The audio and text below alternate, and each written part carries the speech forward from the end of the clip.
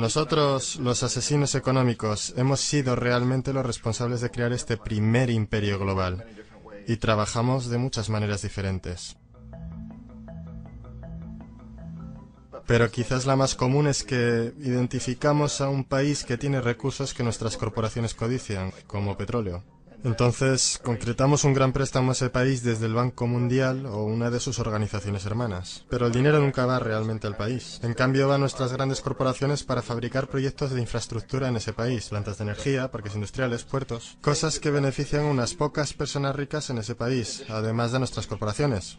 Pero en realidad no ayuda a la mayoría de la gente para nada. Sin embargo, esa gente, el país entero, queda soportando una deuda enorme. Es una deuda tan grande que no la pueden pagar. Y eso es parte del plan. No pueden pagarla. Y entonces en algún momento volvemos y les decimos, escuchen, nos deben un montón de dinero, no pueden pagar su deuda, así que véndanos su petróleo muy barato a nuestras compañías petroleras. Permítanos construir una base militar en su país. O envíen tropas en apoyo a las nuestras en algún lugar del mundo como Irak, o voten con nosotros en la próxima votación de las Naciones Unidas, hacer que privaticen sus compañías eléctricas y que privaticen su sistema de agua corriente y desagües y se los vendan a corporaciones norteamericanas u otras corporaciones multinacionales. Y hay una nube total, y es tan típico la manera en que trabajan el Banco Mundial y el FMI, ellos endeudan a un país. Y es una deuda tan grande que no pueden pagar. Y entonces les ofrecemos refinanciar esa deuda y pagar aún más interés. Y tú demandas este quid pro quo, lo que llamas una condicionalidad o buen gobierno, lo que básicamente significa que ellos tienen que vender sus recursos, incluyendo sus servicios sociales, sus compañías públicas, a veces sus sistemas educativos, sus sistemas penales, sus aseguradoras, a corporaciones extranjeras. Y es un doble, triple, cuádruple aniquilamiento. El precedente de asesino económico empezó realmente en los años 50, cuando Mossadegh, elegido democráticamente, que fue elegido en Irán, él fue considerado una esperanza para la democracia, en Oriente Medio y en todo el mundo. Fue el hombre del año en la revista Magazine. Pero una de las cosas que trajo y comenzó a implementar era la idea de que las compañías petroleras extranjeras tenían que pagarle al pueblo iraní mucho más por el petróleo que sacaban de Irán, y el pueblo iraní debería beneficiarse de su propio petróleo.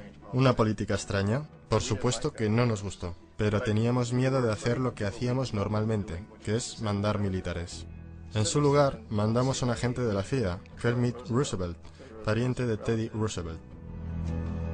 Kermit fue con algunos millones de dólares y fue muy efectivo y eficiente, y en un pequeño lapso de tiempo se las arregló para hacer derrocar al Mossadegh y trajo al Shah de Irán para reemplazarlo, quien estuvo siempre a favor de nuestra política petrolera. Y fue extremadamente efectivo. Bombs overflow Tehran. Army officers shout that Mossadegh has surrendered and his regime as virtual dictator of Iran is ended. Pictures of the Shah are paraded through the streets as sentiment reverses. The Shah is welcomed home. Y de vuelta a los Estados Unidos, en Washington, la gente miraba alrededor y decía, wow, ¿eso fue fácil? Y barato. Y esto estableció toda una forma nueva de manipular países creando imperio.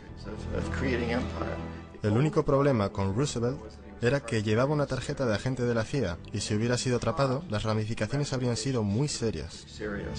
Así que muy rápido, en ese instante, se tomó la decisión de usar consultores privados para canalizar el dinero a través del Banco Mundial o el FMI, o alguna otra de sus agencias para mandar gente como yo, que trabajan para compañías privadas. Así que si nos atrapan, no habría ramificaciones gubernamentales.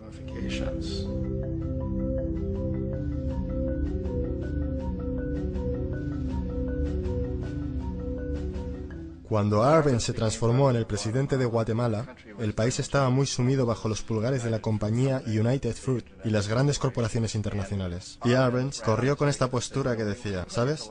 Nosotros queremos devolver la tierra a la gente. Y una vez asumió el poder, él estaba implementando políticas que harían exactamente eso, darle los derechos de la tierra de vuelta a la gente. A United Fruit no le gustó mucho eso. Y entonces contrataron una firma de relaciones públicas y lanzaron una campaña masiva en los Estados Unidos para convencer a la gente en Estados Unidos, los ciudadanos de los Estados Unidos, la prensa de los Estados Estados Unidos y el Congreso de los Estados Unidos de que Arbenz era una marioneta soviética y que si le permitiésemos mantenerse en el poder, los soviéticos tendrían un punto de apoyo en ese hemisferio. Y en aquella época había un gran temor en la mente de todos, del terror rojo, el terror comunista. Y entonces, para hacer corta una historia larga, de esta campaña de relaciones públicas vino un compromiso de parte de la CIA y los militares para eliminar a este hombre. Y de hecho lo hicimos. Mandamos aviones, mandamos soldados, mandamos chacales, nosotros mandamos todo para eliminarlo. Y lo eliminamos.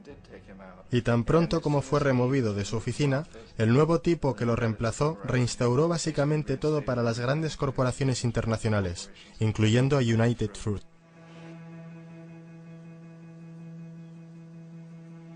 Ecuador, por muchos años fue regido por dictadores proamericanos, a menudo relativamente brutales. Entonces se decidió que habría una verdadera elección democrática.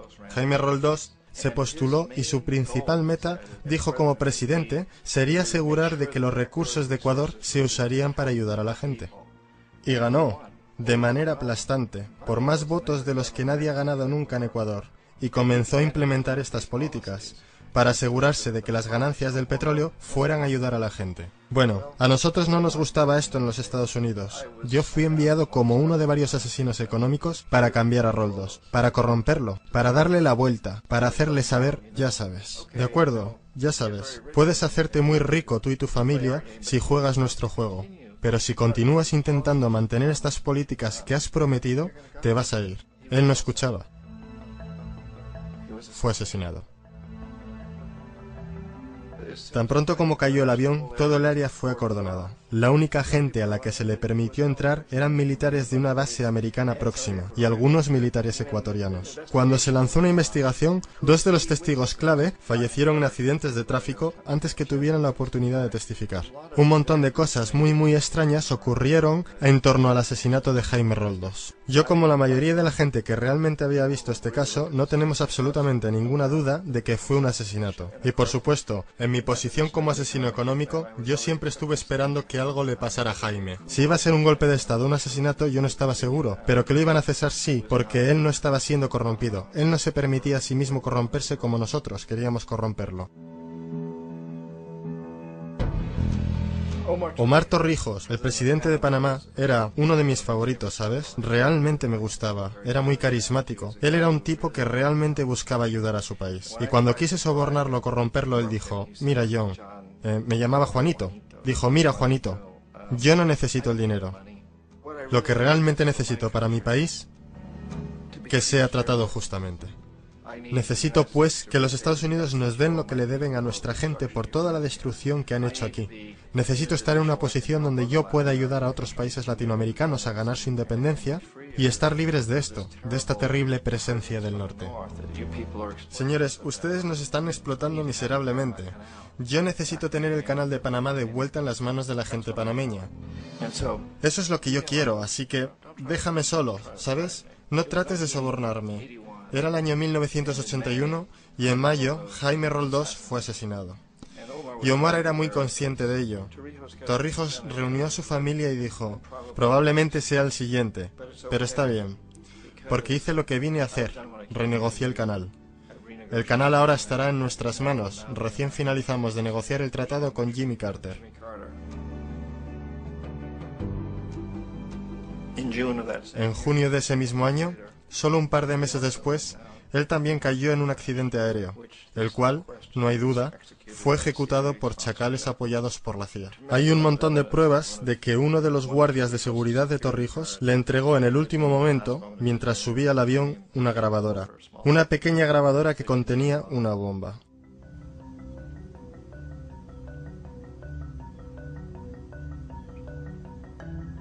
Es interesante para mí cómo este sistema ha continuado de la misma forma por años y años, salvo que el asesino económico se ha vuelto mejor y mejor.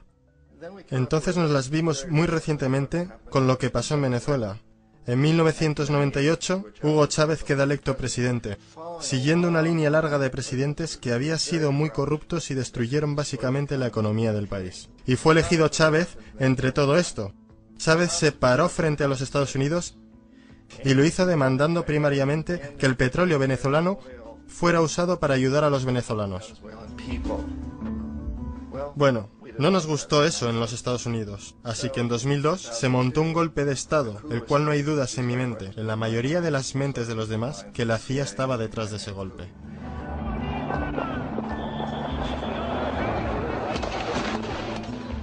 La manera en que fue fomentado ese golpe era muy parecido a aquel que Kermit Roosevelt hizo en Irán, de pagarle a la gente para que saliera a las calles, para manifestarse, para protestar, para decir que Chávez era muy impopular.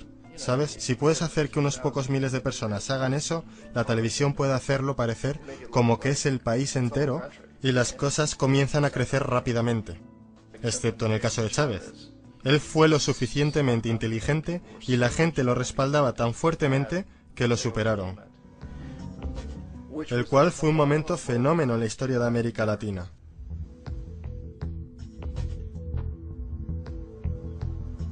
Irak realmente es el ejemplo perfecto de cómo funciona todo el sistema. Entonces nosotros, los asesinos económicos, somos la primera línea de defensa. Nosotros entramos, tratamos de corromper a los gobernantes y conseguimos que acepten estos préstamos enormes, lo que usamos entonces como palanca para ser dueños de ellos básicamente. Si fallamos, como fallé en Panamá con Omar Torrijos y en Ecuador con Jaime Roldós, hombres que rehusaron a ser corrompidos, entonces la segunda línea de defensa es mandarles los chacales. Y los chacales o derrocan gobiernos o asesinan.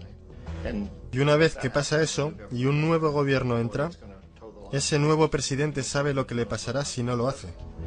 En el caso de Irak, ambas líneas de defensa fallaron. Los asesinos económicos no fueron capaces de llegar a Saddam Hussein. Lo intentaron muy duro. Tratamos de conseguir que aceptase un trato similar al que la Casa de Saud aceptó en Arabia Saudí. Pero él no lo aceptaría. Y entonces los chacales fueron a eliminarlo. No pudieron hacerlo. Su seguridad era muy buena. Después de todo, él, en un momento, trabajó para la CIA. Él fue contratado para asesinar a un presidente anterior de Irak, y falló, pero conocía el sistema. Así que en 1991 mandamos las tropas y eliminamos las fuerzas militares iraquíes. Entonces asumimos que en ese punto Saddam Hussein rectificaría. Pudimos haberlo eliminado, por supuesto, en aquel momento, pero no quisimos. Él es el tipo de hombre fuerte que nos gusta. Él controla a su gente. Pensamos que podía controlar a los kurdos y mantener a los iraníes en su lado de la frontera y seguir bombeándonos el petróleo. Y una vez hubiéramos eliminado sus fuerzas, entonces iba a rectificar. Entonces los asesinos económicos vuelven en los 90 sin éxito. Si hubiesen tenido éxito, él estaría dirigiendo el país. Nosotros le estaríamos vendiendo todos los aviones de combate que quisiera y todo lo que quisiera, pero no pudieron, no tuvieron éxito. Los chacales no pudieron eliminarlo nuevamente, así que enviamos a los militares nuevamente y esta vez sí hicimos el trabajo completo, y lo eliminamos. Y en el proceso nos creamos algunos muy lucrativos tratos de construcción para reconstruir el país que nosotros esencialmente destruimos, el cual es un muy buen trato si eres dueño de compañías de construcción de las grandes. Así que Irak muestra las tres etapas. Los asesinos económicos fallaron ahí, los chacales fallaron ahí, y como medida final, entran los militares. Y de esa manera nosotros realmente hemos creado un imperio, pero lo hemos hecho muy sutilmente. Es clandestino. Todos los imperios del pasado fueron construidos sobre lo militar, y todos sabían que los estaban haciendo. Los británicos sabían que lo estaban haciendo, los franceses, los alemanes, los romanos, los griegos, y estaban orgullosos de ello. Siempre tuvieron una excusa como extender la civilización, extender alguna religión o algo como eso, pero sabían que lo estaban haciendo. Nosotros no. La mayoría de la gente en los Estados Unidos no tiene idea de que estamos viviendo de los beneficios del imperio clandestino, de que hoy hay más esclavitud en el mundo de la que nunca antes hubo. Entonces tienes que preguntarte, bueno, si es un imperio, entonces ¿quién es el emperador? Obviamente nuestros presidentes no son emperadores. Emperador es alguien que no es elegido, no sirve un periodo limitado y esencialmente no se justifica ante nadie. No puedes calificar a nuestros presidentes de esta forma. Pero sí tenemos lo que yo considero el equivalente del emperador, y es lo que yo llamo la corporatocracia. La corporatocracia es este grupo de individuos que dirigen nuestras corporaciones más grandes, y ellos realmente actúan como el emperador de este imperio. Ellos controlan los medios, sea a través de propaganda o por ser propiedad directa. Ellos controlan la mayoría de nuestros políticos porque financian sus campañas, ya sea a través de las corporaciones o de contribuciones personales que vienen de las corporaciones.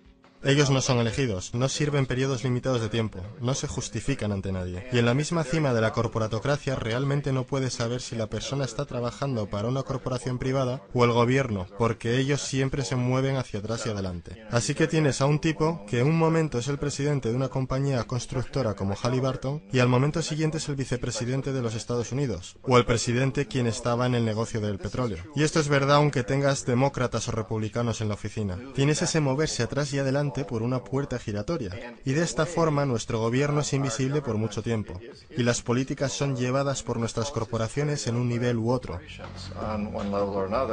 Y entonces, nuevamente, las políticas del gobierno son básicamente forjadas por la corporatocracia y presentadas al gobierno y se convierten en política gubernamental. Hay increíblemente una relación íntima.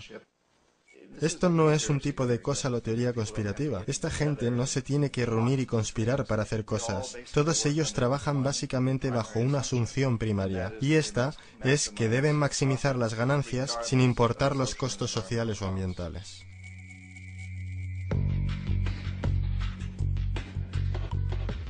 Este proceso de manipulación de la corporatocracia a través del uso de deuda, soborno y derrocamientos políticos se llama globalización.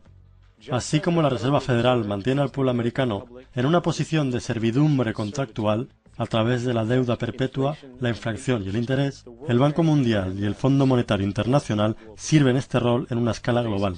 El engaño básico es simple. Pone un país en deuda, bien por su propia indiscreción o corrompiendo al líder de ese país, y entonces imponer condicionalidades o políticas de ajuste estructural.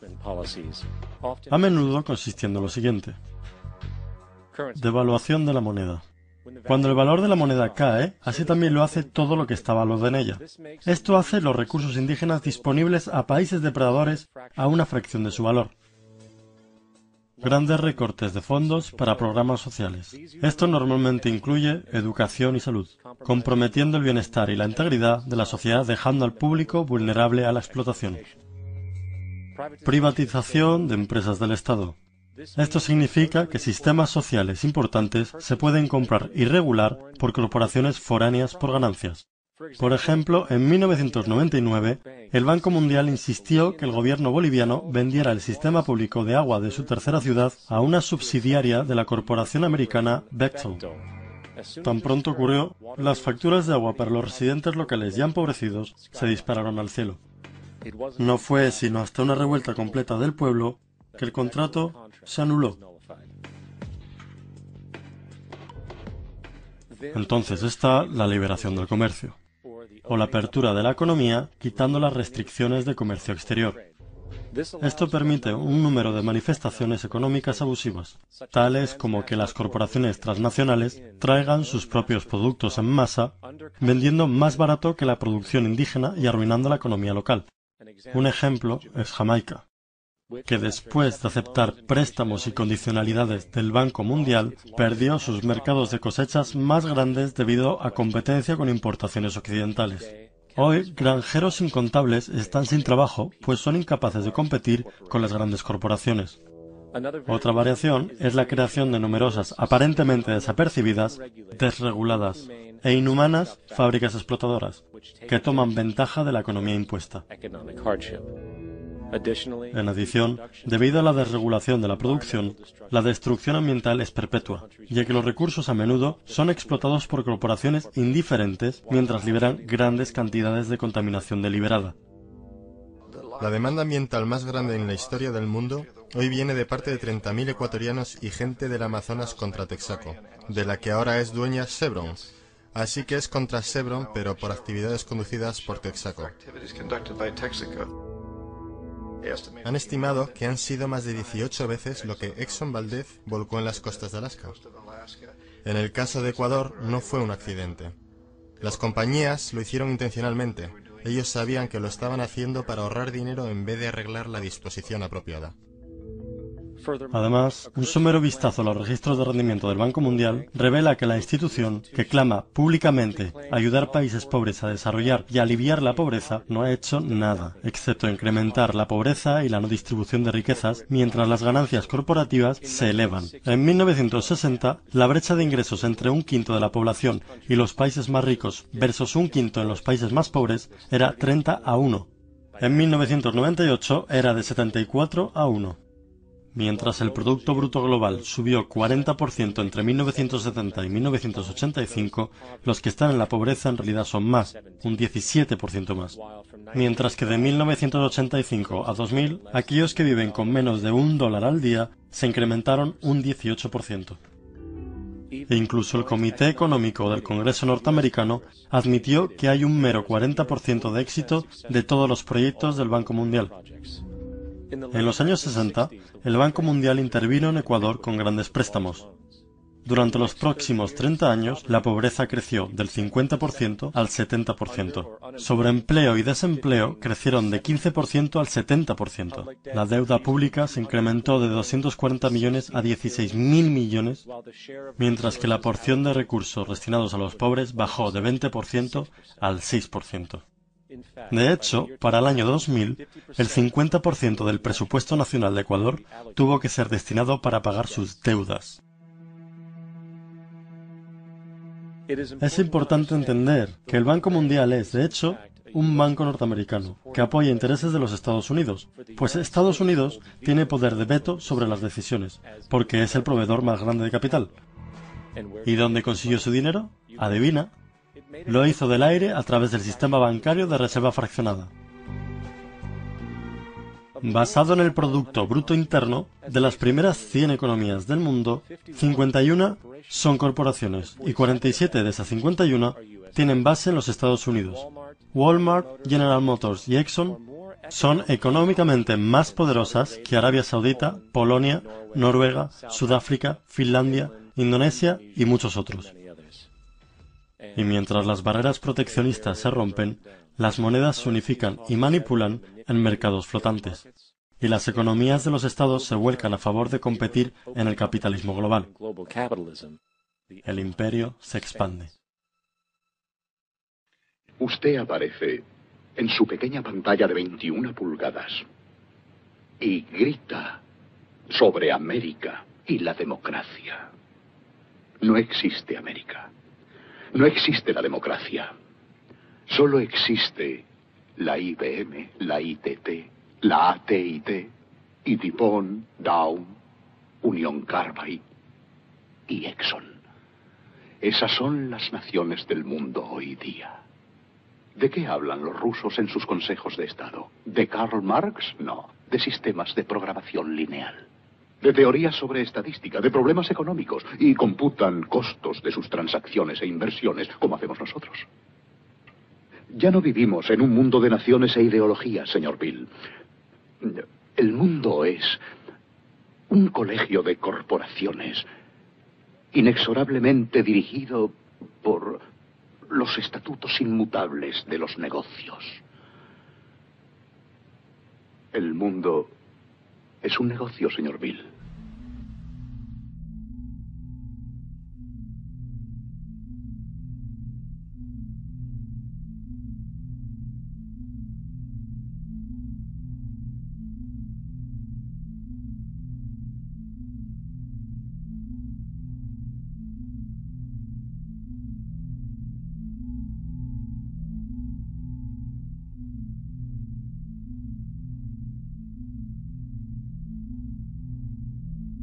El mundo está siendo tomado por la mano poderosa de los negocios, que dominan los recursos naturales de los que necesitamos vivir, mientras controlan el dinero que necesitamos para obtener estos recursos. El resultado final será un monopolio mundial basado no en la vida humana, sino en poder financiero y corporativo. Y mientras la inequidad crece, naturalmente más y más gente se desespera.